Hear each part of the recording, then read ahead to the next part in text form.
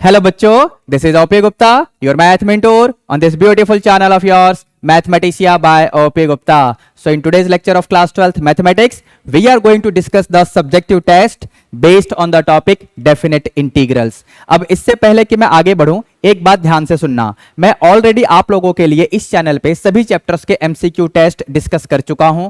Apart from that subjective test have also been discussed for many other chapters. इन सभी lectures के link आपको इस वीडियो के डिस्क्रिप्शन बॉक्स में मिल जाएंगे। ठीक है बच्चों, अब चलते हैं जरा अपने लेक्चर में आगे। लेकिन एक काम आपको जरूर करना है और वो ये कि इस चैनल को फटाफट सब्सक्राइब करके बेल नोटिफिकेशन प्रेस कर लेना, ताकि हर इंपॉर्टेंट वीडियो की अपडेट आप लोगों को टाइम टू टाइम मिलती रहे और आप लोग कोई भी लेक्चर मिस ना कर पाए। ठीक है बच्चों, one more thing you have to keep in mind, इस पर्टिकुलर वीडियो को लाइक करके अपने सभी क्लासमेट्स को भी शेयर कर देना, ताकि उनकी भी क्लास 12th मैथ की प्रिपरेशन अच्छी हो सके। ठीक है बच्चों, अब फाइनली चलते हैं और आज की क्लास स्टार्ट करते हैं बेटा। So here we have ATS 7 based on the topic definite integrals. This test is of subjective type. Initial 5 questions 2 marker होंगे, then we will have 3 marker, then after हमारे पास 4 marker question भी आएगा, यानी passage based question, उसके बाद 5 marker questions भी होंगे। तो स्टार्ट करते हैं बेटा क्वेश्चन 1 से। क्वेश्चन 1 में आपको वैल्यू फाइंड करनी है इस इंटीग्रल की, और यहां पर बताया गया है कि this is greatest integer function. अब ग्रेटेस्ट इंटीजर फंक्शन के बारे में थोड़ा सा ब्रीफ कर देता हूं आप लोगों को मैं, ध्यान से सुनना बच्चों। अगर x के ऊपर इंटरवल ऐसा दे रखा हो, then greatest integer of x का आंसर यानी रिजल्ट आपको 0 मिलेगा। अगर x का इंटरवल ऐसा हो, then greatest integer of x का आंसर 1 मिलेगा। अगर x का इंटरवल ऐसा हुआ, then the answer of greatest integer of x will be 2। अगर x का इंटरवल ऐसा हुआ, देन द आउटपुट यानी answer of greatest integer of x will be 3।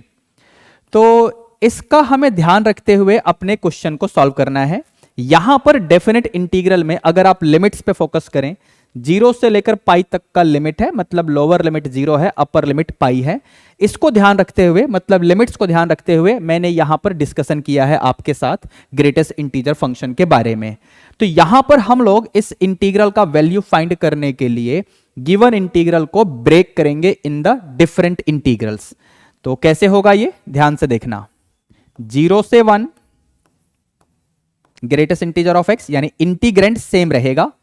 फिर अगला इंटरवल 1 से 2 इंटीग्रेंड सेम, देन 2 से 3 फंक्शन ऑफ इंटीग्रेशन यानी इंटीग्रेंड सेम रहेगा।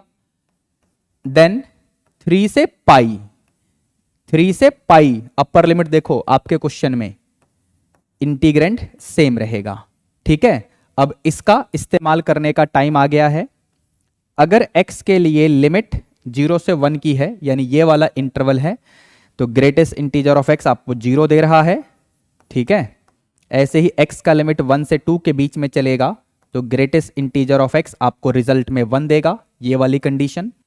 सिमिलरली इंटरवल 2 से 3 के बीच में ग्रेटेस्ट इंटीजर ऑफ x आपको 2 देगा, और यहां पर इंटरवल है 3 से पाई, पाई मतलब अप्रोक्सीमेटली 3.14, तो ये वाला कंडीशन लग जाएगा, ग्रेटेस्ट इंटीजर ऑफ x आपको रिजल्ट में 3 देगा। ठीक है, अब इसको इंटीग्रेट करना तो बच्चों का काम है, तो चलिए बेटा अपना काम पूरा कर लेते हैं। इस इंटीग्रल का वैल्यू 0 आएगा, जो पहले वाला इंटीग्रल है उसका वैल्यू 0 हो जाएगा, तो लेट मी राइट इट 0। इसका इंटीग्रल वैल्यू x आएगा, जिस पे हमको लिमिट्स भी लगानी है। इसमें आएगा 2x, 2 कांस्टेंट है, बाहर कर दिया, x के ऊपर लिमिट लगा लेंगे, यहां बनेगा 3x।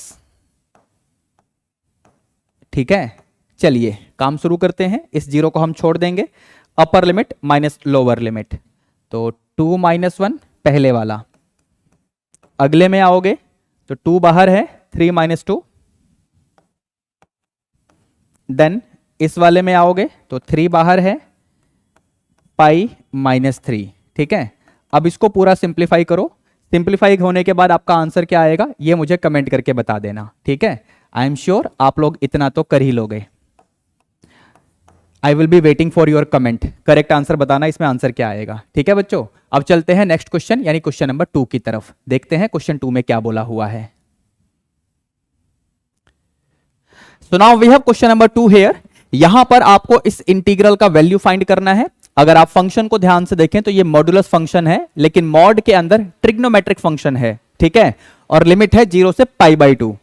तो यहां पर सबसे पहले हम लोग क्या करेंगे, ट्रिगो फंक्शन का एंगल देखो बेटा, 2x है ना, तो इसको मैं सब्स्टिट्यूट करूंगा। तो यहां से मुझे dx मिलेगा dt/2। लिमिट भी चेंज करेंगे। अभी लिमिट वेरिएबल x के लिए है, हम वेरिएबल t का लिमिट बना लेंगे। तो लोअर लिमिट आपको दिख रहा होगा 0 है, तो यहां से t बनेगा 2 टाइम्स x यानी 2 टाइम्स 0, दैट इज 0 ही आ जाएगा। यानी अगर x 0 है तो t भी 0 रहेगा।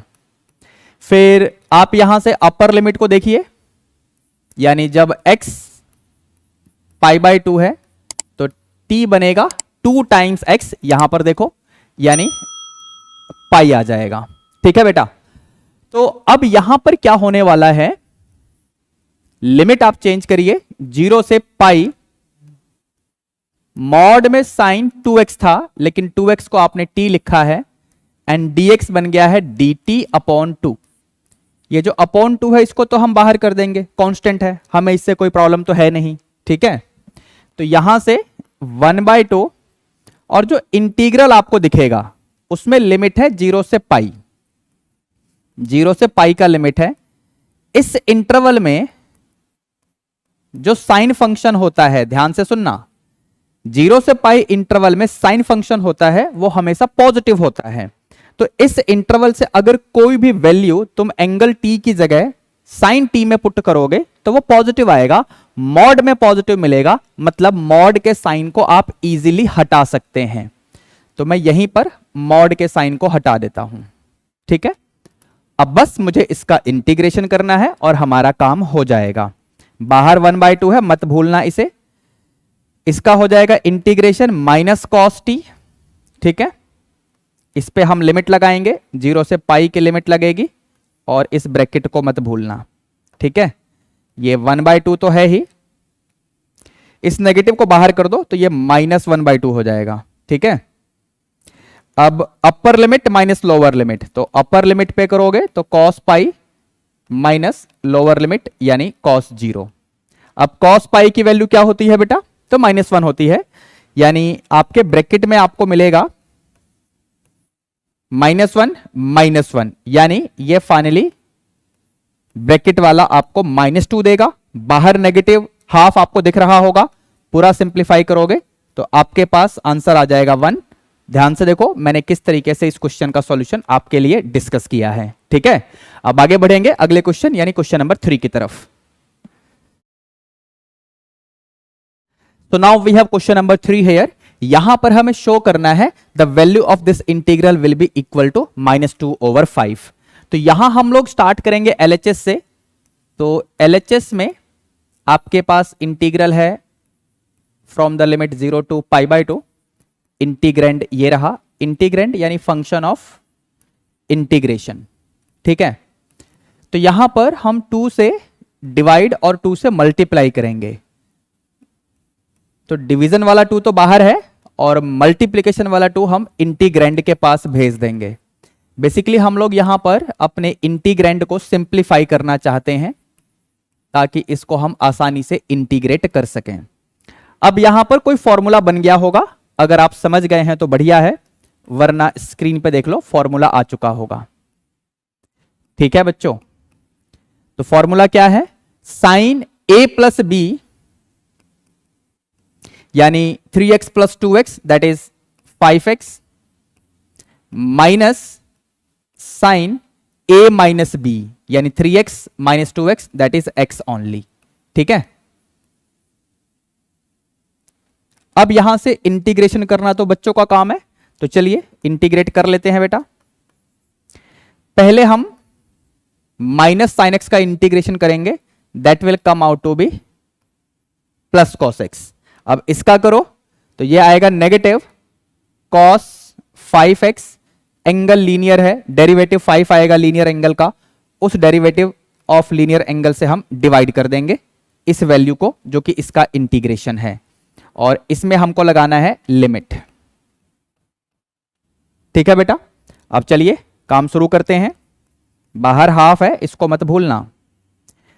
अपर लिमिट यहां अप्लाई करोगे तो आपको मिलेगा cos π/2 जो कि 0 होता है, -1/5 इंटू cos 5 π/2। cos 5 π/2 भी 0 ही होता है। अगर cos फंक्शन का एंगल π/2 का ऑड इंटीग्रल मल्टीपल हो तो cos की वैल्यू 0 हो जाती है। तो यहां पर cos फंक्शन का एंगल π/2 का ऑड इंटीग्रल मल्टीपल है, मतलब ये भी 0 होगा और cos π/2 भी 0 ही होगा। अपर लिमिट हो चुका है माइनस लोअर लिमिट, तो यहां पर जैसे ही 0 पुट करोगे मतलब लोअर लिमिट की बात हो रही है, तो cos 0 यानी 1 आ जाएगा बेसिकली, ये अगले स्टेप में लिख लेंगे, -1/5 इंटू cos 5x मतलब 5 इंटू 0 यानी ये भी 0 ही रहेगा। तो अपर लिमिट माइनस लोअर लिमिट हम कर चुके हैं। यहां बाहर हाफ है, इसको मत भूलना। इसकी बात तो मैं ऑलरेडी आपके साथ कर चुका हूं, ये पूरा 0 ही बनेगा, माइनस cos 0 1 माइनस 1/5 और ये cos 0 भी 1 आएगा, तो 1/5 इंटू 1 यानी सिंपली 1/5 ही रहने दो। अब इसको सिंप्लीफाई करना है बेटा, बाहर इस नेगेटिव को मत भूलना, ब्रैकेट के अंदर जो लगा हुआ है। यहां पर एलसीएम लेंगे तो 5 × 5 -1 यानी 4/5 आएगा। अब आप जैसे ही सिंप्लीफिकेशन करेंगे आपको मिल जाएगा -2/5, यही RHS में दे रखा है, यहां पर आप देख सकते हो, मतलब आपका प्रूफ आपके सामने आ चुका है। ठीक है, अब आगे बढ़ते हैं जरा और क्वेश्चन नंबर 4 को देखते हैं उसमें क्या है। So now we have question number 4 here. यहां पर आपको इस इंटीग्रल का वैल्यू इवेल्युएट करना है। यहां पर भी मॉडुलस फंक्शन ही है जैसे कि क्वेश्चन नंबर 2 में था, लेकिन यहां पर थोड़ा सा हम डिफरेंट वे से अप्रोच लेंगे। मॉड के अंदर क्या दिख रहा है, 2x - 3 है, इसे हम 0 के इक्वल रखकर यहां से हम x की वैल्यू निकालेंगे। बेसिकली हम लोग मॉडुलस फंक्शन का कॉर्नर पॉइंट पता कर रहे हैं, तो 3/2 आएगा। ये जो x की वैल्यू आ रही है it is in the limit as per the limit of definite integral. Definite integral का लिमिट है 0 से 3, तो इसी इंटरवल में x की ये वैल्यू आ गई है जो कि मॉडुलस फंक्शन का कॉर्नर पॉइंट बनेगा।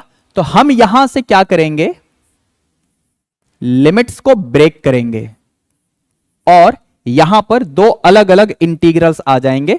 तो 0 से 3 π/2 फंक्शन तो सेम रहेगा, अगला इंटीग्रल 3/2 से 3 फंक्शन सेम रहेगा।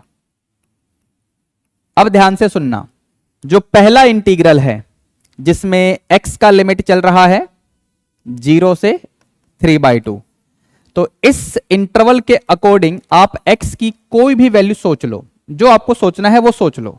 जैसे मेरा मन किया x की जगह 1, ये मैंने सोचा। इस नंबर को अगर मॉड के अंदर 2x - 3 में पुट करोगे तो मॉड के अंदर नेगेटिव आ रहा है या पॉजिटिव, आपको यह बताना है। इस नंबर पे जो कि इस इंटरवल में से है, इस नंबर पे मॉड के अंदर जो भी है उसका साइन बताना है कि नेगेटिव आएगा कि पॉजिटिव आएगा। चेक करो, नेगेटिव आ रहा है तो यहां से मॉड को हम इजीली हटाकर बाहर एक नेगेटिव लगा देंगे। बिना मॉड को हटाए हुए आप इंटीग्रेट नहीं कर पाएंगे, इसलिए यहां पर हमें मॉडुलस फंक्शन को रीडिफाइन करना ही पड़ेगा। तो ये पहले वाला हो चुका है। अगले वाले में आओ, इस वाले इंटीग्रल में यहां पर इंटरवल क्या है बेटा, 3/2 से 3। अब इस इंटरवल में से x की कोई भी वैल्यू आप सोच लो, जैसे कि x = 2 ले लो, 2.5 ले लो, कुछ भी ले लो, इस इंटरवल में से लेना है। इस नंबर पे मॉड के अंदर क्या है उसकी वैल्यू निकाल के देखो। तो x = 2 को मैं मॉड के अंदर 2x - 3 में पुट करूंगा और जो वैल्यू आएगी उसका साइन देखूंगा, तो साइन तो पॉजिटिव आ रहा है, तो मॉड को हटाइए और बाहर प्लस लगाइए। अगर मॉड के अंदर जो भी चीज है उसका साइन नेगेटिव आएगा तो मॉड को हटाकर बाहर नेगेटिव लगाते हैं। मॉड के अंदर जो भी है अगर उसका साइन पॉजिटिव आएगा तो मॉड को हटाकर बाहर पॉजिटिव लगाते हैं। अब इसका इंटीग्रेशन करना तो बच्चों का काम है ना। तो चलिए इसको इंटीग्रेट कर लेते हैं बेटा। इस माइनस को बाहर ही रहने दो, ये बनेगा आपका 2x माइनस 3 का होल स्क्वायर अपॉन में 2, और 2x माइनस 3 लीनियर है, उसका डेरिवेटिव 2 आएगा, उससे इसको डिवाइड भी करेंगे। यहां पर मैं एक शॉर्टकट यूज कर रहा हूं इंटीग्रेशन करने के लिए। इस शॉर्टकट के बारे में आपको बता दूंगा, थोड़ा सा वेट करो। अगर आप चाहो तो यहां पर 2x माइनस 3 का इंटीग्रेशन ऐसे भी लिख सकते हो, 2 times x square upon 2 minus 3x, ऐसे भी कर सकते हो। लेकिन जो मैं कर रहा हूं इससे मेरा कैलकुलेशन वर्क कम हो जाएगा, इसलिए मैं ऐसे कर रहा हूं। फिलहाल इसके पास चलोगे तो 2x minus 3 whole square upon 2, और फिर 2x माइनस 3 का डेरिवेटिव 2 आएगा, उससे डिवाइड भी किया है। अब इसमें हमको लिमिट्स लगानी है। शॉर्टकट जो मैंने यहां पर अप्लाई किया है इंटीग्रेशन करने के लिए, इसके बारे में बात करूंगा। वैसे इस टाइप के शॉर्टकट्स मैं ऑलरेडी एमसीक्यू टेस्ट में डिस्कस कर चुका हूं। आप लोग एमसीक्यू टेस्ट को देखने के लिए इस वीडियो का डिस्क्रिप्शन बॉक्स चेक कर सकते हो, आपको वीडियोस के डायरेक्ट लिंक मिल जाएंगे। ठीक है बच्चों, फिलहाल अपने क्वेश्चन में आगे बढ़ेंगे। तो यहां पर हम लोग अपर लिमिट डालेंगे। अच्छा, मीनवाइल ये डिनोमिनेटर में जो 4 आएगा इसको बाहर करो। जैसे ही अपर लिमिट पुट करोगे तो ये ब्रैकेट 0 बनेगा, 0 का स्क्वायर 0 ही रहता है, माइनस लोअर लिमिट पुट करोगे तो ब्रैकेट के अंदर -3 आएगा, जिसका स्क्वायर करना है, मतलब ये आपको ऐसे मिल जाएगा। समझ गए? इसके पास आओ, यहां भी ये 1/4 बाहर करो, डिनोमिनेटर में 4 है। अपर लिमिट डालोगे तो 3 टू जा 6 माइनस 3, मतलब ब्रैकेट के अंदर 3 आएगा जिसका स्क्वायर है, मतलब 9, और लोअर लिमिट यानी 3/2 डालोगे तो ये पूरा ब्रैकेट के अंदर 0 आ रहा है, जिसका स्क्वायर करोगे तो 0 ही मिलेगा। तो ये मिलेगा 9/4, और ये क्या मिलेगा, ये भी तो 9/4 ही मिलेगा, मतलब 2 टाइम्स 9/4 लिख सकते हो। तो फाइनली आपका आंसर आ जाएगा 9/2। ठीक है बेटा, सो this is the answer of question number 4। अब मैंने यहां पर शॉर्टकट क्या यूज किया है यह भी आपको बता देता हूं, ध्यान से सुनना। यह शॉर्टकट आप लोग डेफिनेट इंटीग्रल के क्वेश्चंस में अप्लाई करेंगे तो कैलकुलेशन वर्क कम हो जाएगा। हालांकि आप ये शॉर्टकट इनडेफिनेट इंटीग्रेशन में भी अप्लाई कर सकते हो, लेकिन फिर वहां पर आंसर मैच कराने के लिए आपको सिंप्लीफिकेशंस करनी पड़ेंगी। डेफिनेट इंटीग्रल में ऐसा कोई भी पंगा नहीं होगा। अगर आप इस शॉर्टकट को यूज करेंगे या बिना यूज करे भी अगर आप अपने इंटीग्रल को सॉल्व करेंगे डेफिनेट इंटीग्रल में, तो आंसर हमेशा मैच ही करेगा, कोई मिसमैच नहीं आएगा। लेकिन इनडेफिनेट इंटीग्रल में आपका आंसर मिसमैच हो सकता है अगर आप इससे सॉल्व करें और सिंप्लीफिकेशन ना करें। फिलहाल तो मैं इनडेफिनेट इंटीग्रल के लिए ही शॉर्टकट लिख रहा हूं। एक्चुअली में क्या होता है, अगर कोई भी लीनियर एक्सप्रेशन है जिसका मुझे इंटीग्रेशन लेना है, तो आप इस लीनियर का स्क्वायर अपॉन 2 और लीनियर का डेरिवेटिव जो कि यहां पर a आ रहा है उससे डिवाइड कर सकते हो, प्लस में c that is constant of integration. तो हमने यहां पर ये शॉर्टकट यूज किया था इस वाले स्टेप के बाद इंटीग्रेट करने के लिए। जो मैंने आपके साथ डिस्कस किया उसका ध्यान रखना कि अगर क्वेश्चन इनडेफिनेट इंटीग्रल का होगा तो आप ऐसे करोगे तो आपका आंसर डायरेक्टली मैच नहीं करेगा, इसको सिंप्लीफाई करोगे तो ही आपका आंसर मैच करेगा। लेकिन अगर क्वेश्चन डेफिनेट इंटीग्रल का हुआ जैसे कि हमारे पास यहां पर था, तो आप अगर इसे शॉर्टकट से करोगे तो आपका आंसर पक्का मैच करेगा और इससे आपकी कैलकुलेशन भी कम होगी। ठीक है, बाकी आपकी मर्जी है, जैसे आपको करना है वैसे कर सकते हो। ठीक है, अब क्वेश्चन 5 की बारी है। क्वेश्चन 5 को देखते हैं इसमें क्या है। So now we have question number 5 here. Question 5 में क्या बोला हुआ है बच्चों, आपको इस इंटीग्रल का वैल्यू फाइंड करना है। अगर आप इस इंटीग्रल की लिमिट्स को ध्यान से देखें तो बेसिकली लिमिट्स को देखकर ज्यादातर बच्चे सोचते हैं कि यहां पर हमें इंटीग्रेंड को यानी फंक्शन को चेक करना है कि ये इवन फंक्शन है या ऑड फंक्शन है, मतलब प्रॉपर्टी यूज करनी है इवन फंक्शन ऑड फंक्शन वाली। अगर आप ऐसे करना चाहोगे तो करके देख लेना, आपका सॉल्यूशन नहीं होगा। तो यहां पर हम कैसे करेंगे, यहां प्रॉपर्टी तो यूज होगी लेकिन इवन फंक्शन ऑड फंक्शन वाली प्रॉपर्टी यूज नहीं होगी। कौन सी प्रॉपर्टी यूज होगी बेटा, एक काम करते हैं, सबसे पहले इस इंटीग्रल को मैं आई लिख लेता हूं, ठीक है, और प्रॉपर्टी हम ये वाली यूज करेंगे। अगर ऐसे कोई इंटीग्रल है तो आप फंक्शन में वेरिएबल की जगह लोअर लिमिट प्लस अपर लिमिट माइनस वेरिएबल कर सकते हो। समझ गए? इस प्रॉपर्टी को यहां पर हम यूज करेंगे। फिलहाल इसे इक्वेशन फर्स्ट बोलो। मैंने अपने इंटीग्रल को आई मान लिया है, अगर आपने देखा हो तो। ठीक है, अब मुझे प्रॉपर्टी यूज करनी है। a का मतलब माइनस पाई बाय 2 है और b का मतलब यहां पर पाई बाय 2 है। तो a plus b minus x क्या आएगा, मैं यहां पर साइड में करके दिखा देता हूं। a का मतलब है माइनस पाई बाय 2, b का मतलब है पाई बाय 2। तो a plus b minus x करोगे तो minus pi by 2 plus pi by 2 minus x, यानी फाइनली आपको माइनस एक्स मिलेगा। ठीक है, तो आपको अपने फंक्शन में x की जगह पे a plus b minus x रखना होता है। तो हमें a plus b minus x की वैल्यू मिल चुकी है, यानी माइनस एक्स ही मिली है, जैसा कि यहां पर आपने देख लिया होगा। ठीक है, तो मैं डायरेक्टली कर रहा हूं। जो काम मैंने यहां पर साइड में करके दिखाया ये फेयर वर्क है, या तो इसको यहां शो करो या फिर साइड में शो करो। मैंने साइड में दिखा दिया है। ठीक है बेटा, तो अब यहां से हम नेक्स्ट स्टेप में क्या लिखेंगे, लिमिट तो सेम ही है।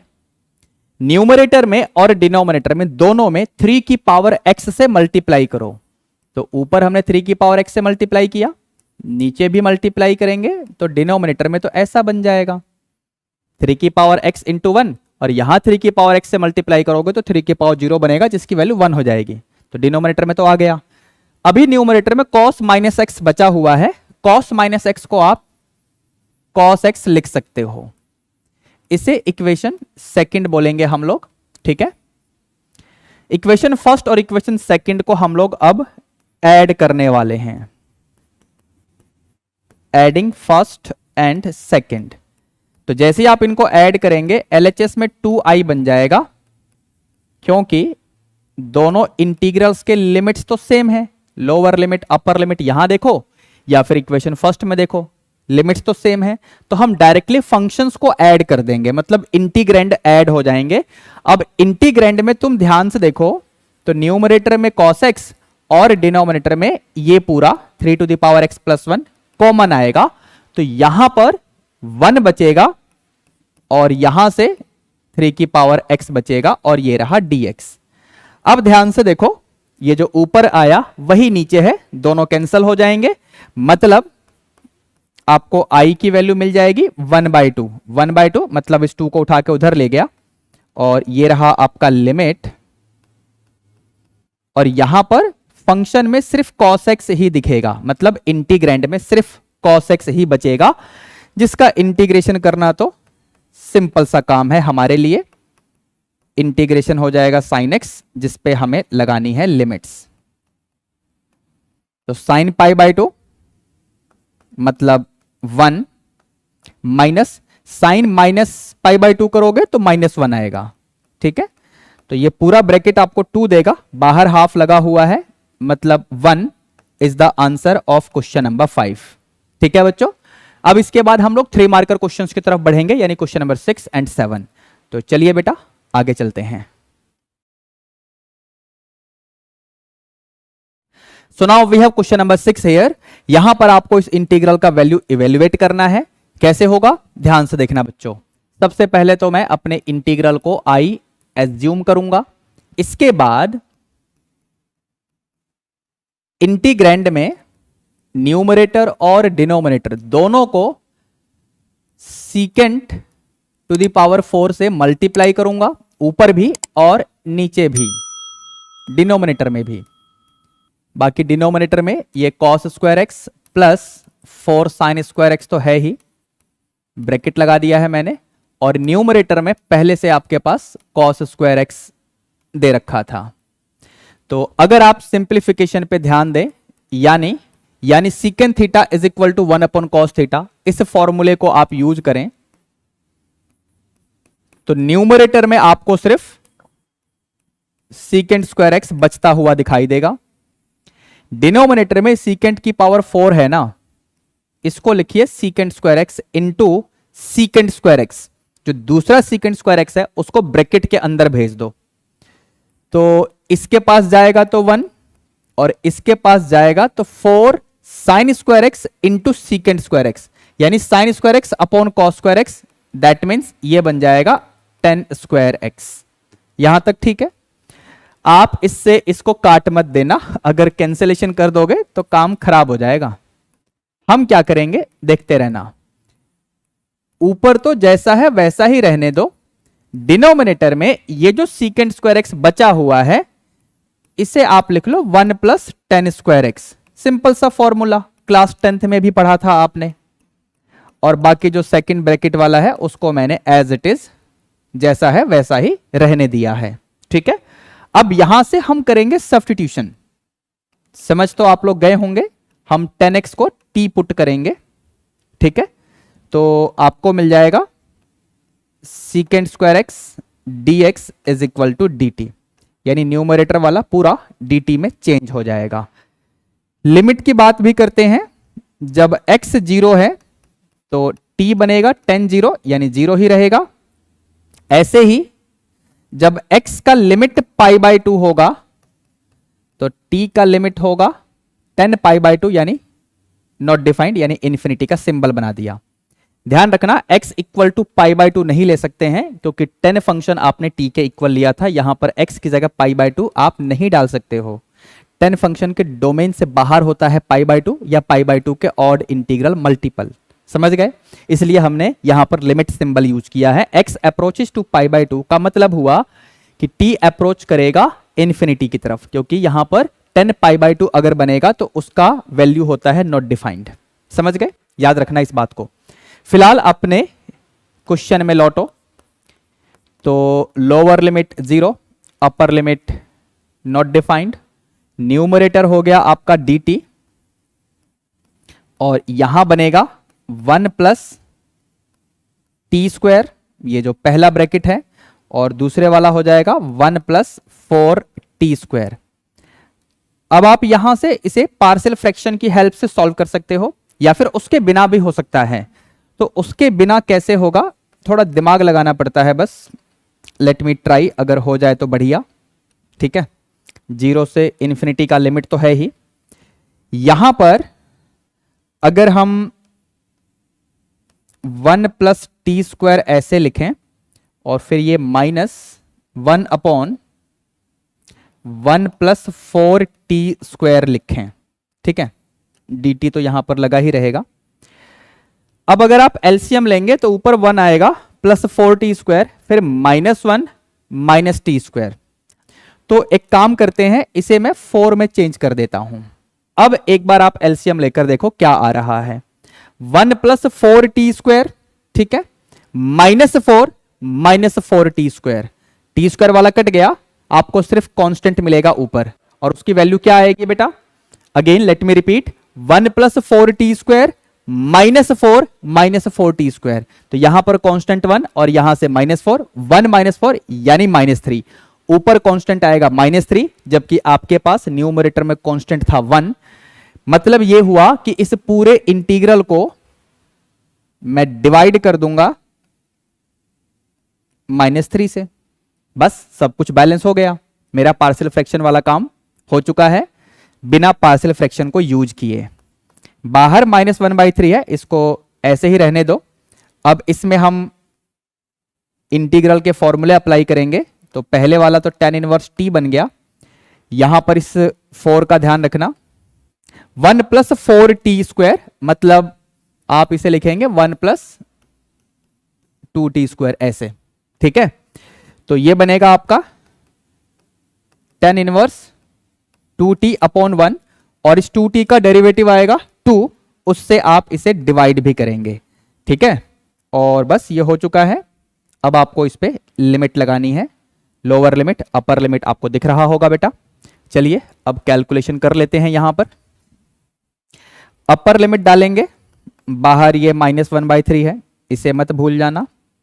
तो अपर लिमिट डालोगे tan इनवर्स नॉट डिफाइंड, मतलब पाई बाय 2, माइनस ये बनेगा 2। ठीक है, और यहां पर tan इनवर्स 2 टाइम्स इंफिनिटी, मतलब tan इनवर्स नॉट डिफाइंड ही रहेगा। दैट मीन्स ये भी पाई बाय 2 ही आएगा। अपर लिमिट हो गया माइनस लोअर लिमिट करोगे तो ये पूरा 0 ही आएगा, आप चेक कर सकते हो। ठीक है, ऐसे। तो ये पूरा ब्रैकेट तुम्हें क्या दे रहा है, ये तो पाई बाय 2 हो ही गया और ये बनेगा माइनस का पाई, तो पाई बाय 2 माइनस पाई मतलब माइनस पाई बाय 2, तो ब्रैकेट देगा माइनस पाई बाय 2। अब इसको सिंप्लीफाई कर लो तो ये आपको देगा pi by 6। This is the answer. ठीक है, यानी क्वेश्चन 6 सॉल्व हो चुका है। अब अगले क्वेश्चन की तरफ बढ़ते हैं, देखते हैं नेक्स्ट क्वेश्चन में क्या है बच्चों। So now we have an alternative in this question also. यहां पर आपको इस इंटीग्रल का वैल्यू इवेल्युएट करना है। काफी अच्छा क्वेश्चन है, ऐसे क्वेश्चन बोर्ड एग्जाम में कई बार आ भी चुके हैं बेटा। तो हम यहां पर सबसे पहले अपने इंटीग्रल को आई एज्यूम कर लेंगे। ठीक है, यहां पर ध्यान से देखना, न्यूमरेटर में sin x plus cos x है और डिनोमिनेटर में sin 2x है। तो बेसिकली ये स्पेशल टाइप की टेक्निक से सॉल्व होगा। अब इसमें हम क्या कर रहे होंगे, न्यूमरेटर में जो भी है उसका इंटीग्रेशन सब्स्टिट्यूट करेंगे।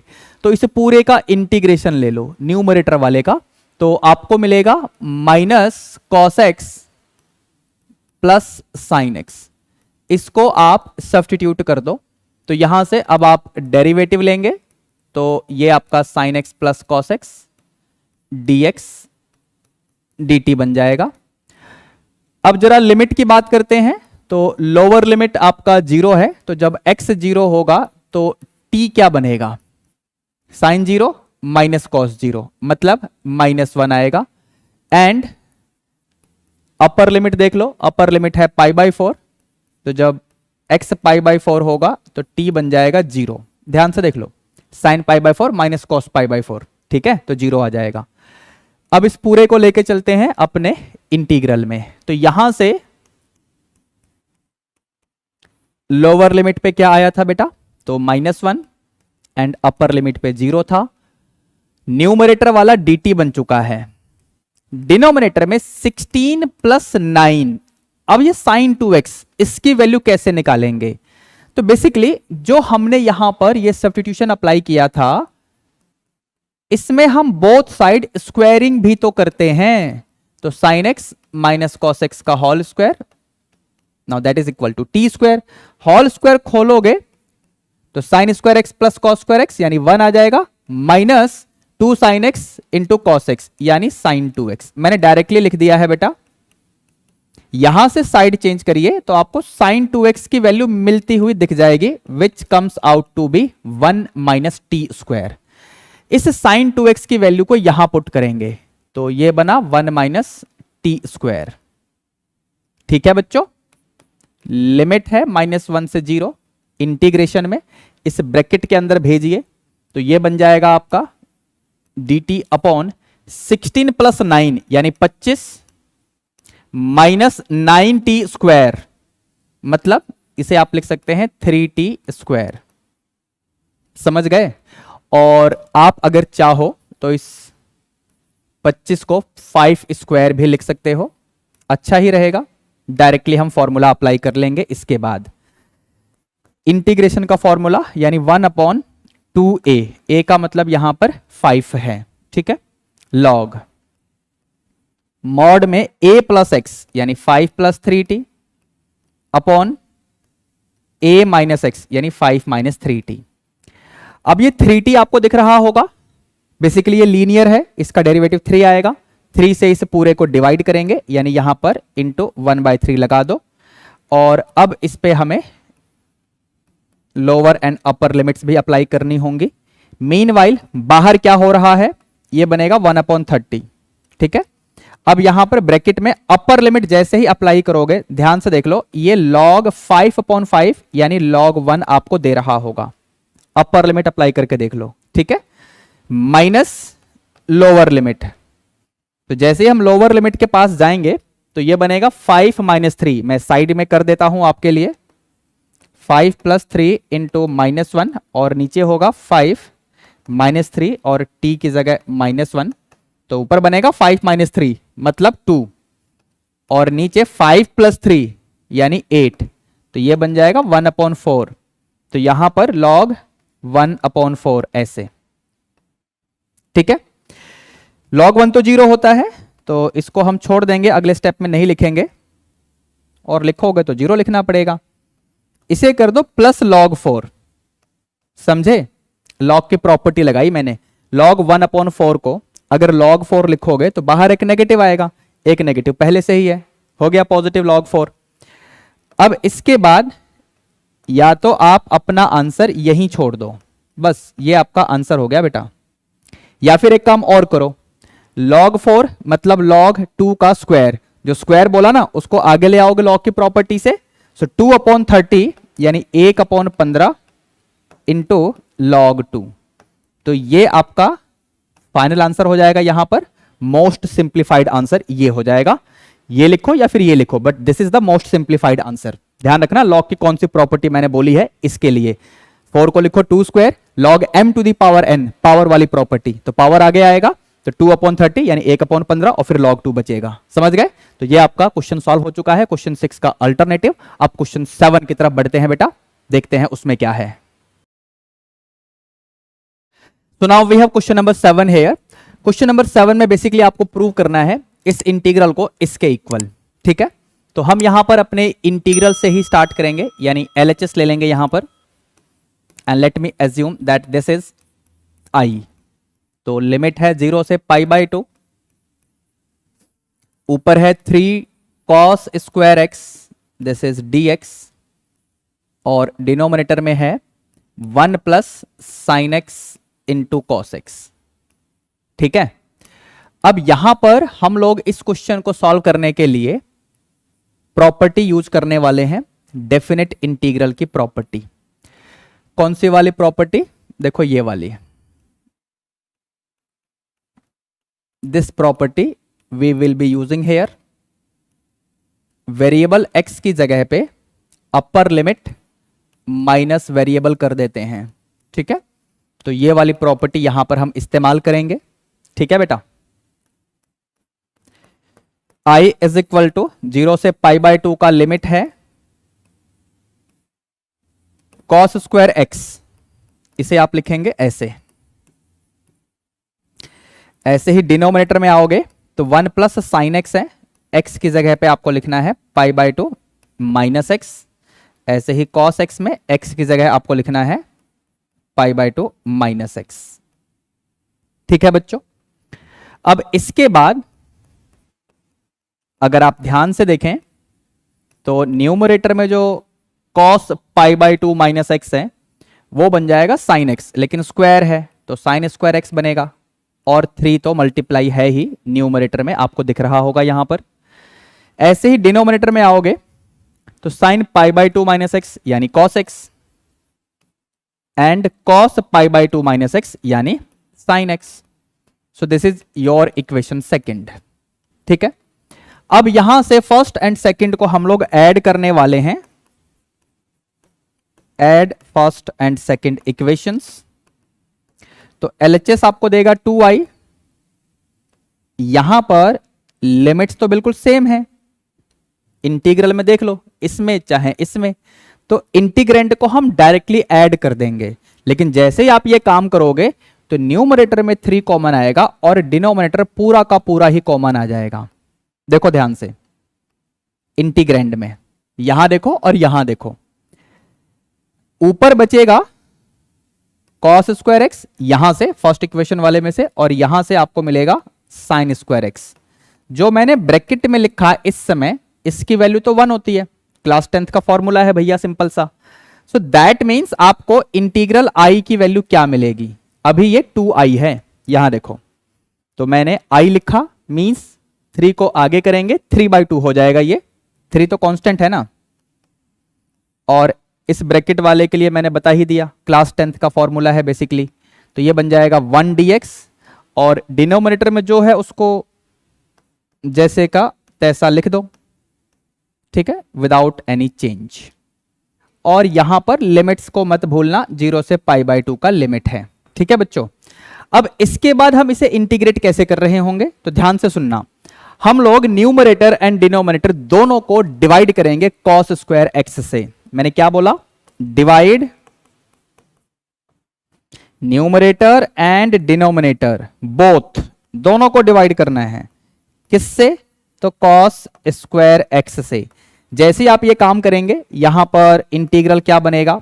i इज इक्वल टू 3/2 तो है ही, 0 से π/2 का लिमिट चल रहा है, 1 अपॉन कॉस स्क्वायर एक्स, यानी न्यूमरेटर में सीकेंड स्क्वायर एक्स बनेगा, डिनोमिनेटर में इस 1 के नीचे कॉस स्क्वायर एक्स भेजोगे, सीकेंड स्क्वायर एक्स बनेगा, उसे हम 1 प्लस टेन स्क्वायर एक्स लिख लेंगे, plus sign x into cos x के नीचे कॉस स्क्वायर एक्स भेजोगे तो sine x upon cos x बनेगा, जिसे आप 10x लिख सकते हैं।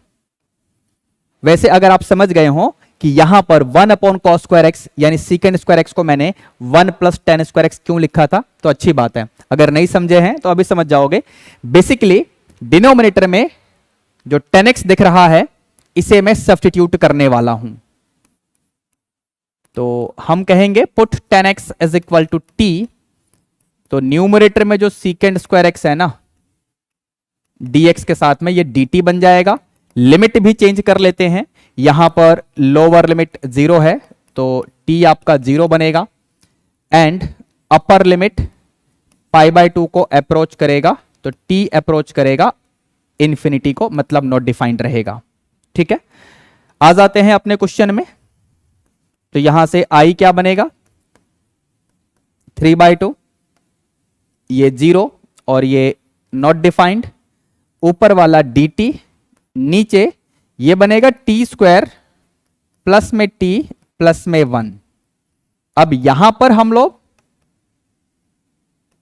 इजीली परफेक्ट स्क्वायर बना लेंगे, इसमें परफेक्ट स्क्वायर बन जाएगा। Completing the perfect square method से अब इसको हम सिंप्लीफाई कर रहे होंगे, तो ये बनेगा आपका t प्लस हाफ का स्क्वायर। एक बार देखो ध्यान से, a square plus 2ab plus b square करोगे तो आपका 1/4 आएगा, तो 1 माइनस 1/4 यानी 3/4 मीन्स वी विल राइट √3/2 का होल स्क्वायर। मैंने completing the perfect square method से डिनोमिनेटर में जो क्वाड्रेटिक था उसका परफेक्ट स्क्वायर कंप्लीट कर लिया है। अब इसमें हम इंटीग्रेशन का फॉर्मूला अप्लाई करेंगे, tan इनवर्स वाला फॉर्मूला लगेगा बेटा। तो ये बनेगा आपका tan inverse t plus half upon √3/2, तो ये बन जाएगा आपका 2t प्लस 1 अपॉन √3, और फिर 1 अपॉन a भी आएगा, तो 1 अपॉन √3/2 करोगे यानी 2 अपॉन √3 आपको मिलेगा, और लोअर एंड अपर लिमिट अब हम अप्लाई कर लेंगे। मीनवाइल यहां पर 2 कटेगा, ऊपर 3 है और नीचे √3 है। ठीक है, अपर लिमिट अप्लाई करोगे तो tan इनवर्स इंफिनिटी यानी π/2 मिलेगा, माइनस लोअर लिमिट अप्लाई करोगे तो tan इनवर्स 1/√3 बनेगा। tan इनवर्स 1/√3 का मतलब हुआ π/6। ठीक है, अब इसको सिंप्लीफाई करने की बारी है। बाहर है 3/√3, 90 माइनस 30 यानी π/3, 60 आएगा ना ये, तो बस π/√3 आ गया। इस क्वेश्चन में क्योंकि हमको प्रूव करना था तो यही हमारा RHS है। लेट मी शो यू, मैं आपको दिखा देता हूं, RHS में यही दे रखा था, देख लो π/√3। ठीक है, तो इस तरीके से हम लोगों ने क्वेश्चन नंबर 7 भी सॉल्व कर लिया है। अब हम लोग क्वेश्चन नंबर 8 की तरफ बढ़ेंगे, यानी पैसेज बेस्ड क्वेश्चन की तरफ, जो कि 4 मार्कर होने वाला है। चलते हैं बेटा। So now we have question number 8 here, passage based question है ये। इसमें क्या बोला हुआ है बच्चों? Let f of x be a continuous function on the closed interval, a comma b आपका closed interval है, and this be an antiderivative of this function, then this integral within the limit will be given by this expression. ठीक है, also we have been given this property as well. यहां पर जो property आपको दिख रही होगी ये इवन फंक्शन ऑड फंक्शन वाली प्रॉपर्टी है।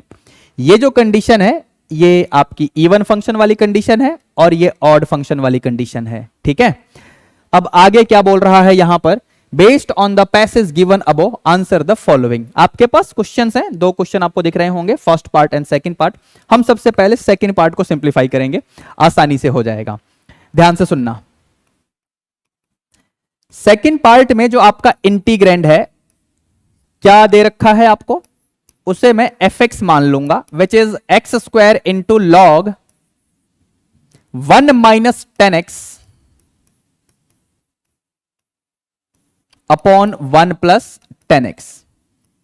तो सेकेंड पार्ट में जो इंटीग्रेंड था उसको मैंने fx लिख लिया है, ठीक है। अब इसमें मैं x की जगह पे माइनस एक्स पुट करूंगा। मैं इस फंक्शन को चेक करना चाहता हूं कि ये इवन है या ऑड है, ठीक है। x की जगह पे माइनस एक्स पुट करिए, लॉग ब्रैकेट 1 माइनस 10x है, x की जगह माइनस एक्स, नीचे आ जाओ 1 प्लस 10x, x की जगह पे माइनस एक्स। तो अगर आप ध्यान से देखें ये तो एक्स स्क्वायर ही रहेगा, लॉग 10 माइनस एक्स क्या होता है, तो माइनस 10x होता है, मतलब ऊपर बनेगा 1 प्लस 10x और नीचे हो जाएगा 1 माइनस 10x।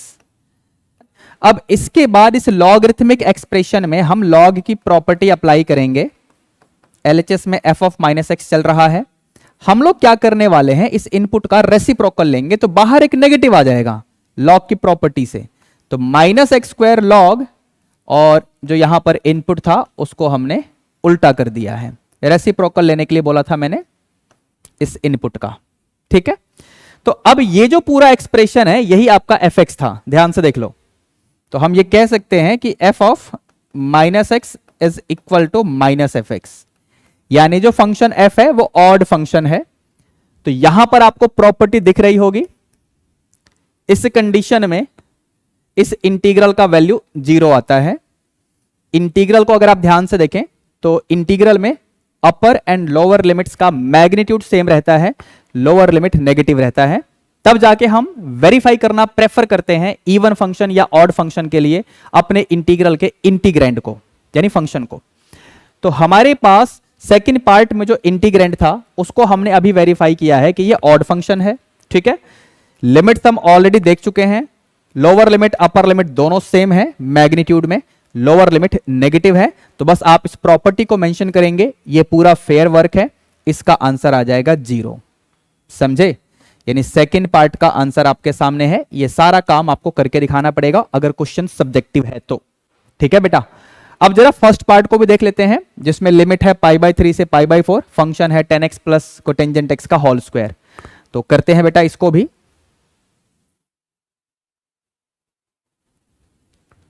First part.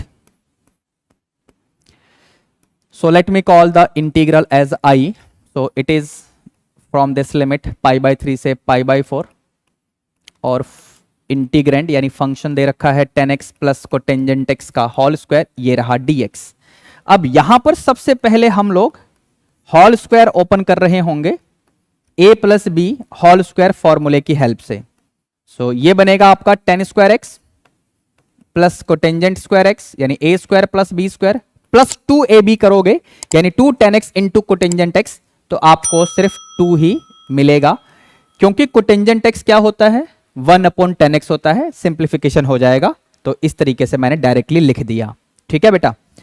अब यहां पर अपने इंटीग्रेंड में हम क्या करने वाले हैं, ध्यान से देखना। 1 plus 10 square x plus 1 plus cotangent square x, integrand को मैंने ऐसे करके लिख दिया, लिख सकते हैं कोई दिक्कत नहीं है। ये जो 2 था ना इसको ब्रेक कर दिया और फिर इस तरीके से लिख दिया। 1 प्लस 10 स्क्वायर एक्स कोई फॉर्मूला होता होगा और ये भी कोई फॉर्मूला होता होगा, ट्रिग्नोमेट्रिक के फॉर्मूले बेसिकली। तो ये π/3 से π/4 का लिमिट है, तो पहले वाला बनेगा सीकेंट स्क्वायर एक्स और ये बन जाएगा कॉसिकेंट स्क्वायर एक्स, ठीक है। बस अब तो काम हो ही गया, इंटीग्रेशन इजीली हो जाएगा। ये बनेगा tangent x secant square x का इंटीग्रेशन और इसका बनेगा माइनस कोटेंजेंट एक्स। लिमिट्स आपके सामने हैं π/3 से π/4, ठीक है बच्चों। अब इससे पहले कि मैं इस क्वेश्चन में आगे सिंप्लीफिकेशन कर लूं, एक बात ध्यान से सुनना। अगर आप यहां पर लिमिट्स को ध्यान से देखें तो ये आपका अपर लिमिट है यानी 45 डिग्री, ये लोअर लिमिट है यानी 60 डिग्री। कुछ समझ आया? लोअर लिमिट बड़ा है, अपर लिमिट छोटा है, तो वैसे तो यहां पर आप चाहो तो लिमिट्स को इंटरचेंज करने वाली प्रॉपर्टी लगा सकते हो, बट हमें इसकी एज सच कोई जरूरत है नहीं, मतलब इससे हमारे आंसर पे कोई फर्क पड़ता नहीं है, इसलिए मैंने यहां पर लिमिट्स इंटरचेंज नहीं की थी। ठीक है बेटा, अब इसको सिंप्लीफाई कर लेंगे हम लोग।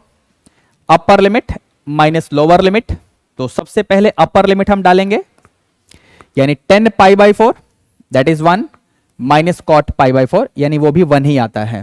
हो गया अपर limit, minus lower limit 10 pi by 3 यानी √3 माइनस कोटेंजेंट पाई बाई 3 यानी 1 बाय √3। तो ये ब्रैकेट तो आपको 0 दे रहा है।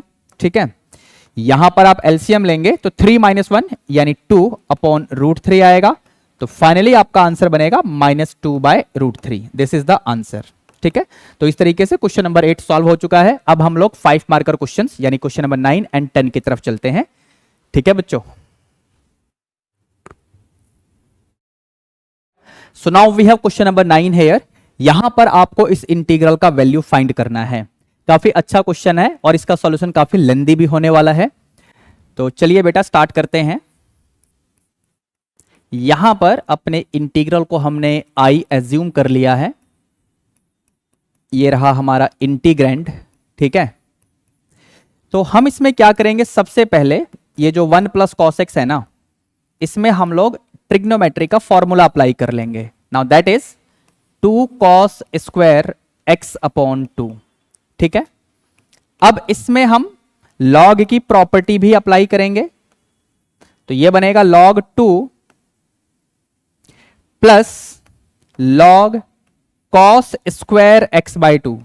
लेकिन cos फंक्शन का स्क्वायर मैंने नहीं लिखा क्योंकि वहां से भी मैं log की प्रॉपर्टी अप्लाई करते हुए पावर को आगे ले लूंगा।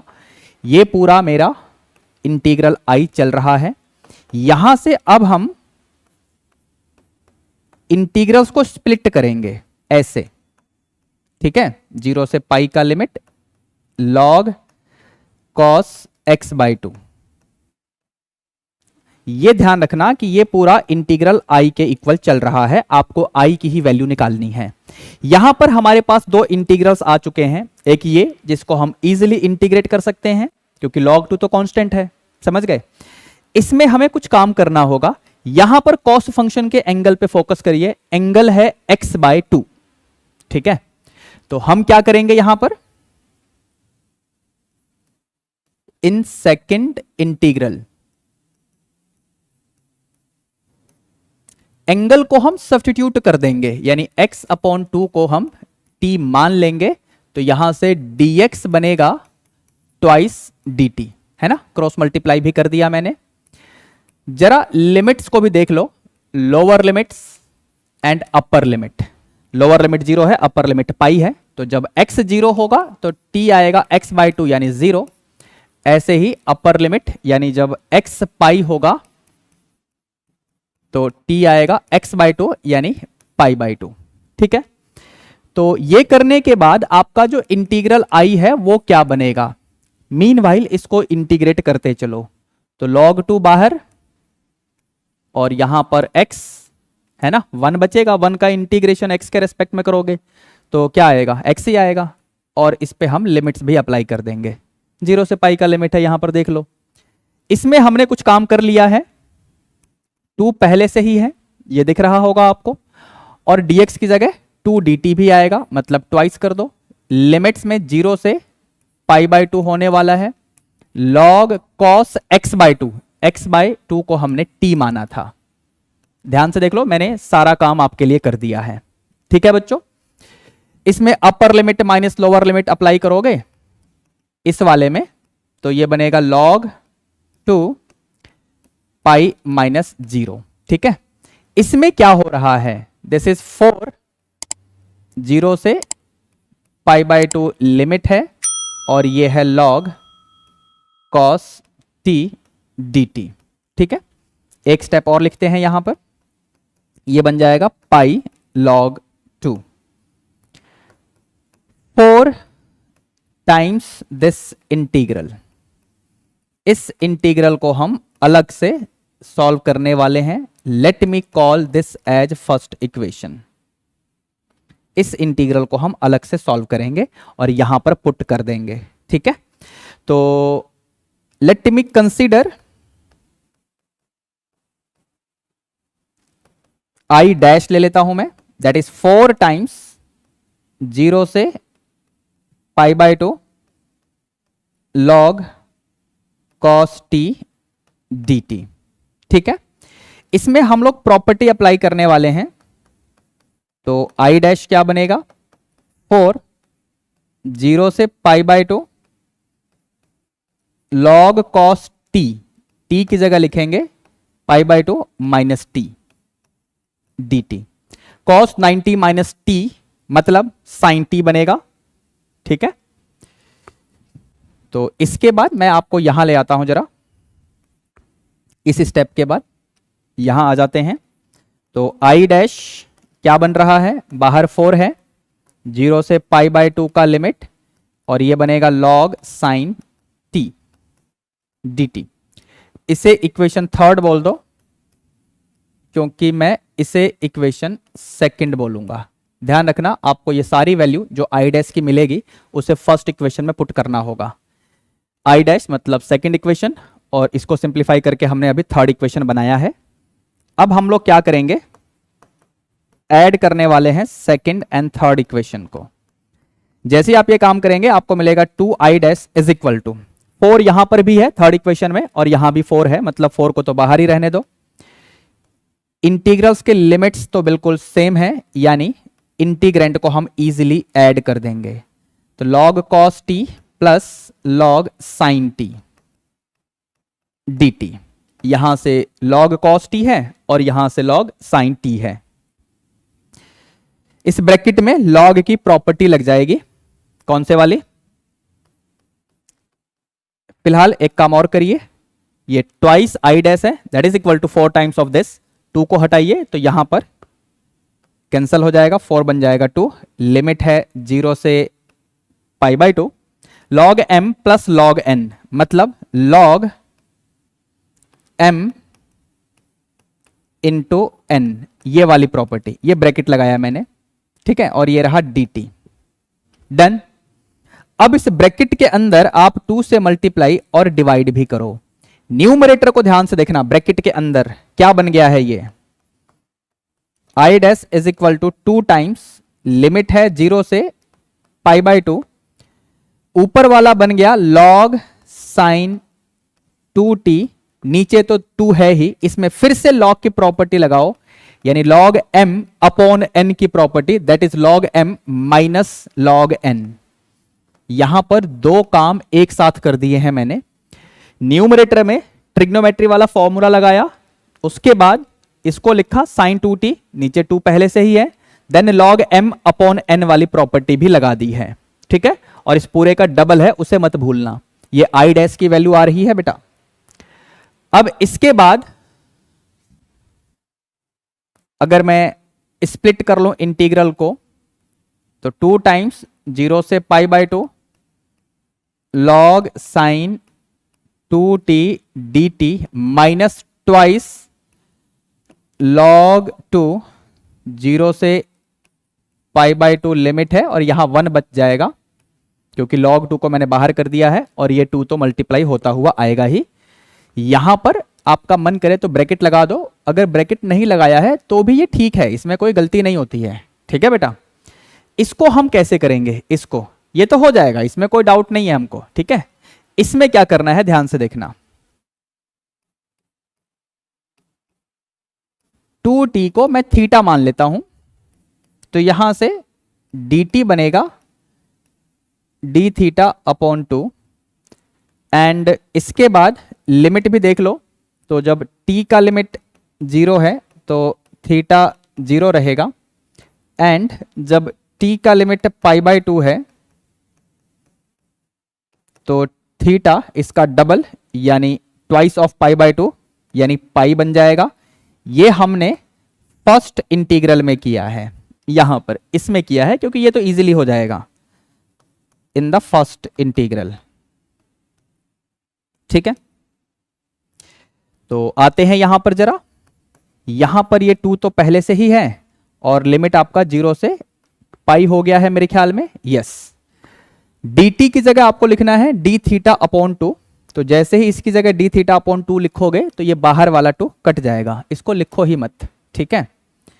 log साइन 2t, 2t को आपने थीटा माना, dt के साथ क्या हुआ है वो तो मैं बता ही चुका हूं, ठीक है, डन। इसमें हम आराम से कर लेंगे, इंटीग्रेशन t आएगा जिसपे हमको लगानी है लिमिट्स। यहां तक ठीक है बच्चों। अब इसके बाद इस इंटीग्रल में तो हमें लगानी पड़ेगी प्रॉपर्टी मैं आपके साथ डिस्कस करूंगा, वेट करिए। इसे हम इजीली कर सकते हैं, अपर लिमिट माइनस लोअर लिमिट तो हो ही जाएगा। इसके लिए मैं जगह छोड़ देता हूं, एक ब्रैकेट लगा लेते हैं, -2 log 2 अपर लिमिट माइनस लोअर लिमिट। इसमें हम कैलकुलेशन कर लेंगे, इस ब्रैकेट में मुझे कुछ वैल्यूज पुट करनी होंगी इस इंटीग्रल में प्रॉपर्टी लगाने के बाद। तो चलिए जरा मैं आपके साथ प्रॉपर्टी डिस्कस कर लेता हूं। अगर मैं इस इंटीग्रल के फंक्शन को f ऑफ थीटा एज्यूम करूं, सो this is log sine theta. Upper limit क्या है, लोअर लिमिट क्या है, ध्यान से देखिए। और अब अगर मैं आपसे कहूं कि अपर लिमिट माइनस वेरिएबल करने के बाद क्या आपके फंक्शन में कुछ चेंज हो रहा है या नहीं, देखो ध्यान से। आपको मिलेगा log sine theta which is your original function, ठीक है। तो f of upper limit minus variable करने पे सेम फंक्शन वापस मिल गया है। तो अब यहां पर हम प्रॉपर्टी लगा सकते हैं, कौन सी प्रॉपर्टी? सो स्क्रीन पे देखो ध्यान से, मैंने आपके लिए स्क्रीन पे प्रॉपर्टी लगा दी है, ठीक है। इस प्रॉपर्टी को यूज करते हुए हमें क्या करना होगा, लोअर लिमिट सेम यानी 0 रखना पड़ेगा, अपर लिमिट का आधा करना पड़ेगा। अपर लिमिट है पाई, ठीक है, उसका आधा करेंगे। यहां पर देखो ना, अपर लिमिट है पाई, उसका आधा करेंगे, π/2 बनेगा। इंटीग्रेंट सेम रहेगा लेकिन पूरे इंटीग्रल वैल्यू का डबल लेना पड़ेगा, ठीक है। प्रॉपर्टी समझ गए? अब चलिए इसको अप्लाई करते हैं इस ब्रैकेट के अंदर। तो यहां पर इंटीग्रल वैल्यू का डबल, लोअर लिमिट सेम यानी 0, अपर लिमिट का हाफ और आपका इंटीग्रैंड भी सेम रहेगा, ठीक है। ये सारा फेयर वर्क है, ये सारा फेयर वर्क है। और जो प्रॉपर्टी मैंने आपके लिए स्क्रीन पर डिस्प्ले किया था वो भी फेयर वर्क में आपको दिखाना पड़ेगा। मीनवाइल ये बनेगा ट्वाइस 0 से π/2 log sine theta d theta minus, यहां पर अगर आप ध्यान से देखें तो 2 से 2 कट जाएगा, यानी आपको मिलेगा -π log 2, ठीक है। अब इस चीज को ध्यान से देखो और मैं आपको ऊपर लेके चलता हूं, ऐसा हमने पहले भी कुछ निकाला हुआ था। 0 से π/2 log sine theta d theta. अगर आप इक्वेशन थर्ड में ध्यान से देखो, इस 4 को यहां से हटाइए, i'/4 बन जाएगा। उसके बाद इंटीग्रल क्या रहेगा, 0 से π/2 log sine t d t, ठीक है। यहां पर जो वेरिएबल t है इसकी जगह अगर हम थीटा रिप्लेस कर दें तो value of definite integral will remain unaffected. Variable को चेंज करने से डेफिनेट इंटीग्रल की वैल्यू पे कोई फर्क नहीं पड़ता है। लेकिन जैसे ही मैं यहां पर वेरिएबल t की जगह थीटा करूंगा इस 4 को उधर भेजने के बाद, तो ये वही चीज है जो अभी आपके इस वाले स्टेप में आपको दिखा था, समझ गए? ये वाला। तो यहां से ये पूरा i' ही मिल रहा है, दिस इज ट्वाइस। इसके लिए हमने बोला है कि i'/4 आ जाएगा इक्वेशन थर्ड की हेल्प से, और ये -π log 2 तो है ही बाय इक्वेशन थर्ड, ठीक है बेटा। अब यहां पर अगर आप ध्यान से देखें तो ये बनेगा i'/2, फिर साइड चेंज करोगे तो आपको मिलेगा i'/2, that is equal to -π log 2। यहां से i' की जो वैल्यू आएगी ये आएगी -2π log 2। i' क्या था, चलिए मैं आपको ऊपर दिखा के लाता हूं। इक्वेशन फर्स्ट में ध्यान से देखो, यहां पर इक्वेशन फर्स्ट में ये जो है ना पूरा इंटीग्रल, इसी को हमने i' माना है। i' की वैल्यू हम निकाल चुके हैं। इक्वेशन फर्स्ट में i is equal to π log 2 plus i', ये हमें करना होगा। तो आ जाते हैं यहां पर equation first, i is equal to π log 2 जिसमें हमें आई डैश को ऐड करना है। आई डैश की वैल्यू ये रही। अब इसको आप सिंप्लीफाई करेंगे तो क्या मिलेगा बेटा? You are going to get minus pi log 2। So this is the answer of question number 9। जैसा कि मैंने आपको क्वेश्चन की स्टार्टिंग में ही कहा था, काफी लेंदी सॉल्यूशन होने वाला है। वैसे भी अगर ये क्वेश्चन पेपर में आया तो 5 मार्कर से नीचे तो नहीं आएगा। ठीक है, आगे बढ़ते हैं, नेक्स्ट क्वेश्चन को देखते हैं। नेक्स्ट क्वेश्चन में क्या है बच्चों? So now we have an alternative in this question also. आपको इस इंटीग्रल का वैल्यू फाइंड करना है। अगर आप लिमिट्स को ध्यान से देखें, लोअर लिमिट अपर लिमिट दोनों का मैग्नीट्यूड सेम है, लोअर लिमिट नेगेटिव है, मतलब यहां पर अपने इंटीग्रेंड को हम चेक करने वाले हैं whether it is even function और ऑड फंक्शन। बट एक काम और करना होगा यहां पर। सबसे पहले तो इसे मैं आई एज्यूम कर लूंगा। हम यहां पर इंटीग्रल्स स्प्लिट कर लेंगे। ठीक है, x D x over 2 minus cos 2x, ठीक है, प्लस पाई बाई 4 कॉन्स्टेंट है, बाहर कर दिया, 1 dx over 2 minus cos 2x। ठीक है, डन। ये आपका पहला इंटीग्रल, इसका इंटीग्रेंड देखेंगे और इसका भी इंटीग्रेंड देखेंगे। यहां पर भी लिमिट आपकी है माइनस पाई बाई 4 से पाई बाई 4। ठीक है, तो लेट मी से कि fx, पहले इसकी बात कर लेंगे। सो this is x over 2 minus cos 2x।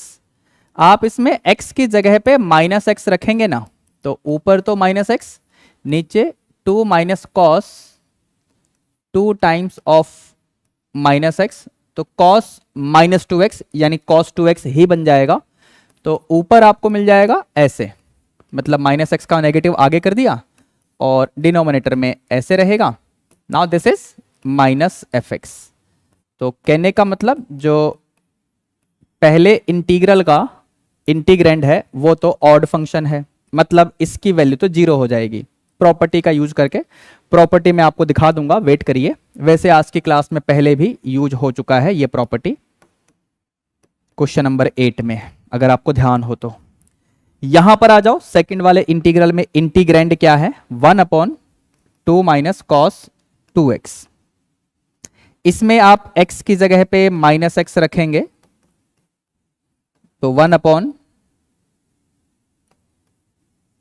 Cos twice of minus x. तो ये आपका सेम फंक्शन आ जाएगा, मतलब यहां पर जो सेकंड इंटीग्रल है इसका जो इंटीग्रेंड है इट इज इवन फंक्शन। क्यों? क्योंकि g of minus x is same as g of x। यहां पर आपने g ऑफ x एज्यूम तो किया ही है। अब प्रॉपर्टी आपके लिए मैंने स्क्रीन पे डिस्प्ले कर दी है, ध्यान से ऑब्जर्व करिए। अगर फंक्शन ऑड फंक्शन होगा तो इंटीग्रल वैल्यू 0 आएगी, अगर फंक्शन इवन फंक्शन होगा तो लोअर लिमिट 0 हो जाएगा, अपर लिमिट सेम रहेगा, इंटीग्रेंड भी सेम रहेगा, लेकिन पूरे इंटीग्रल वैल्यू का डबल करना होगा। ठीक है, तो ये काम, मतलब जो इवन फंक्शन वाला काम है वो सेकंड इंटीग्रल में होगा और 0 वैल्यू फर्स्ट इंटीग्रल के लिए हो जाएगी। तो चलिए काम शुरू करते हैं बेटा।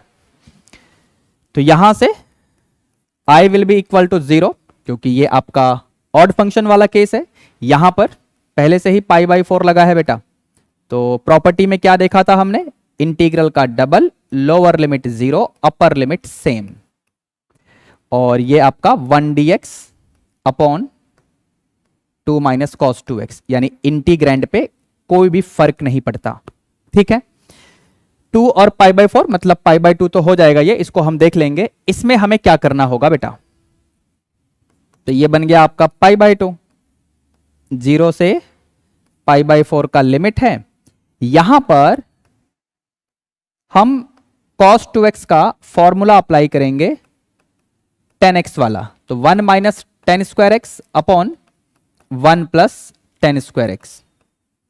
ठीक है, अब इसको सिंप्लीफाई भी करना होगा, तो डिनोमिनेटर में हम एलसीएम लेंगे, उसके बाद हम रेसिप्रोकल भी ले लेंगे। तो रेसिप्रोकल करोगे तो ऊपर जाएगा 1 plus ten square x. Reciprocal लेने के बाद उसको हम लिख लेंगे न्यूमरेटर में सीकेंड स्क्वायर एक्स, और डिनोमिनेटर में 2 1 जा 2, plus 2 tan square x minus 1 यानी 1 and plus tan square x यानी 3 tan स्क्वायर एक्स, यानी ऐसे मिलेगा। आप करके देखना, यही मिलेगा बेटा, ठीक है। अब इसमें हम सब्स्टिट्यूशन अप्लाई करने वाले हैं, यानी हम 10x को पुट करेंगे t, so we will get secant square x dx as dt, ठीक है। अब लिमिट को भी देख लेते हैं। जब x का लिमिट यानी लोअर लिमिट 0 है तो t बनेगा tan 0। ऐसे ही अपर लिमिट देखोगे, x की जगह π/4 है तो t बनेगा tan π/4 यानी 1, ठीक है। इसको लेकर आओ यहां पर, so this is π/2, this is 0 and this is 1, ठीक है, ओके। ऊपर वाला dt एंड नीचे बनेगा 1 + 3t स्क्वायर, ओके।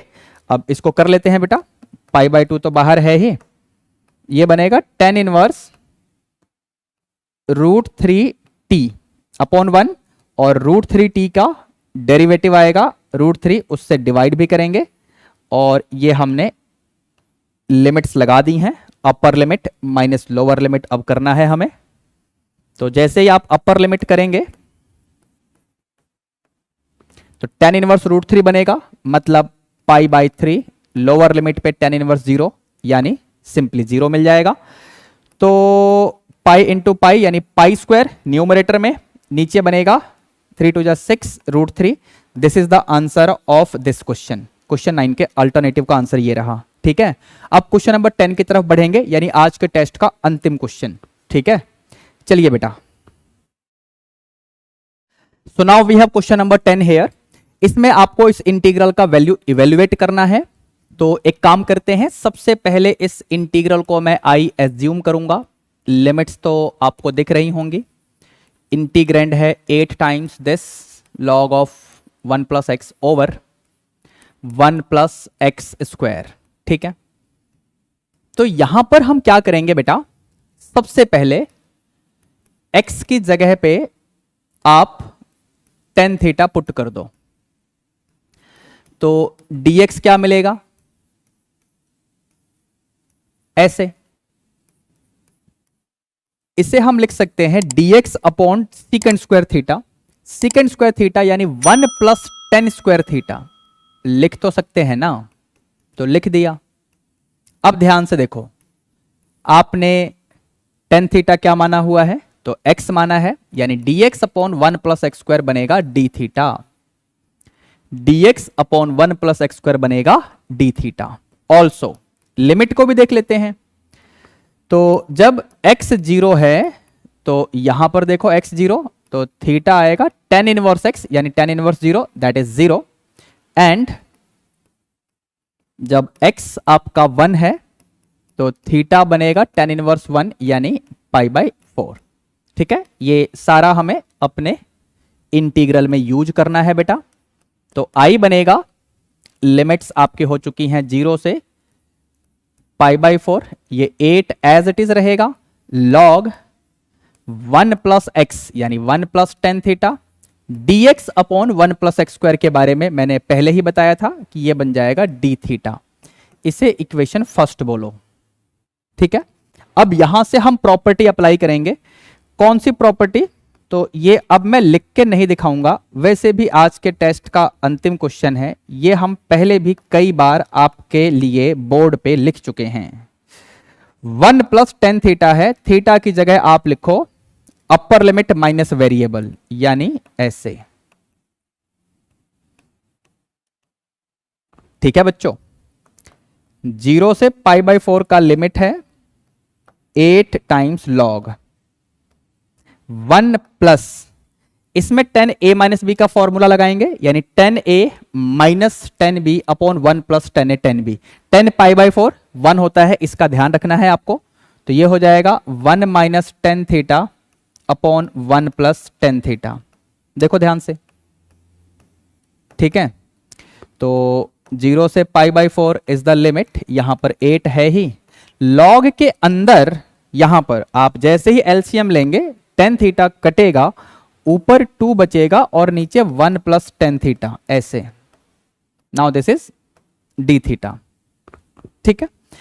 इसे ध्यान रखना, इक्वेशन फर्स्ट को, इसे हम यूज करने वाले हैं अगले स्टेप में। यहां पर लॉग की प्रॉपर्टी लगाऊंगा मैं, तो 0 से π/4 का लिमिट है 8 log two d theta minus 8 log 1 plus tan theta d theta, और ये लिमिट्स 0 से π/4, समझे। log m अपॉन n की प्रॉपर्टी भी लगा दी है और इंटीग्रल्स भी स्प्लिट कर दिए हैं। अब इक्वेशन फर्स्ट में इसको देखो और इसे देखो, समझ गए, ये पूरा i है, तो ये -i बनेगा, साइड चेंज करेंगे तो 2i हो जाएगा। सो मैं डायरेक्टली लिख दूंगा कि by using equation first this is i is equal to, यहां पर 8 log 2, ये तो कांस्टेंट है, मतलब इंटीग्रेशन सिर्फ थीटा रहेगा, लिमिट्स हम अप्लाई करेंगे और इसका डिस्कशन हम कर चुके हैं कि ये आपका i बन जाएगा इक्वेशन फर्स्ट की हेल्प से, ये वाला, ठीक है।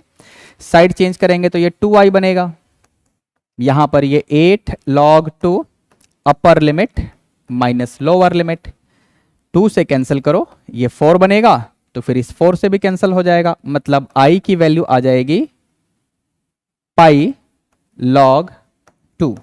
सो this is the final answer of question number 10, जो कि आज के टेस्ट का अंतिम क्वेश्चन है। अब इससे पहले कि मैं आज का लेक्चर वाइंड अप करूं, ध्यान रखना, मैंने आपको वीडियो के स्टार्टिंग में बताया था about the MCQ test and दूसरे टॉपिक्स के सब्जेक्टिव टेस्ट के बारे में भी। इन सभी लेक्चर्स के लिंक आपको वीडियो के डिस्क्रिप्शन बॉक्स में मिल जाएंगे, ठीक है बच्चों। आई होप आप लोगों को पूरा लेक्चर अच्छे से समझ में आ गया होगा। तो देर किस बात की, फटाफट इस वीडियो को लाइक करके अपने सभी क्लासमेट्स को भी शेयर कर दो और इस चैनल को भी सब्सक्राइब कर लेना, ताकि हर इंपॉर्टेंट वीडियो की अपडेट आप लोगों को टाइम टू टाइम मिलती रहे, ठीक है बच्चों। चलिए मिलते हैं नेक्स्ट लेक्चर में, till then be good, take care, all the best, bye bye.